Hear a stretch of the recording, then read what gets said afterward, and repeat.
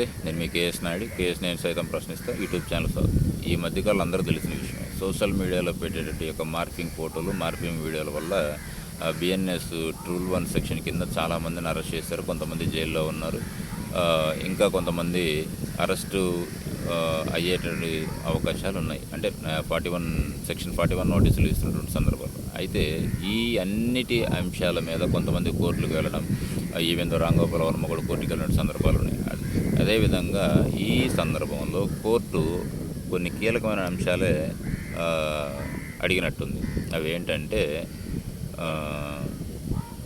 Section 111 కింద నేరం చేశారు అనేటటువంటి అంశానికి సంబంధించి దర్యాప్తు అధికారుల దగ్గర ఎలాంటి ఆధారాలు లేవు, అవి కోర్టుకు చూపించడం లేదు.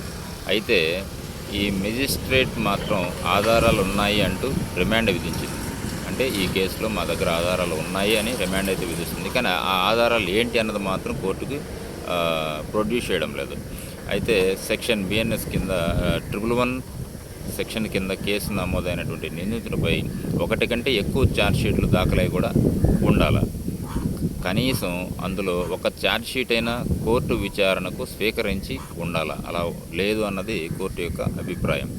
అయితే అలాంటి ఛార్జ్షీట్లు ఏమి కూడా అందకపోవడం లేకపోవడం, దానివల్ల రిమాండ్ ఎలా ఇస్తారో అన్నది కోర్టు యొక్క ప్రశ్న. పోలీసులు అరెస్టుకు కారణాలను చెప్పడం లేదు. అయినా రిమాండ్ రిపోర్టుపై మెజిస్ట్రేటు సంతృప్తిగా లేదు అన్నది ధర్మాసనం యొక్క నిర్ణయం.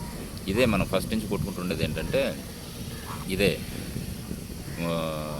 ఎప్పుడో 1-2 సంవత్సరాల కిందట జరిగినటువంటి ఈ పోస్టులు, మార్ఫింగ్లు, షేరు ఇవి చేస్తుంటారు కదా, వాటి మీద కేసులు పెడుతున్నారు. అదిగాక ఎవరైతే ఇబ్బంది పడ్డారో వాళ్ళు పెట్టకుండా సానుభూతి పరుల చేత పెట్టిస్తున్నారు. ఇదే కదా సమస్య. ఈరోజు జరిగిన ఇన్సిడెంట్ ఈరోజు కేసు పెడితే దానికి వ్యాలిడ్ ఉంటుంది. ఎప్పుడో 2-3 ఇయర్స్ బ్యాక్ పెడితే దానికి సంబంధించిన ఆధారాలు పోలీసుల దగ్గర ఎలా ఉంటాయి?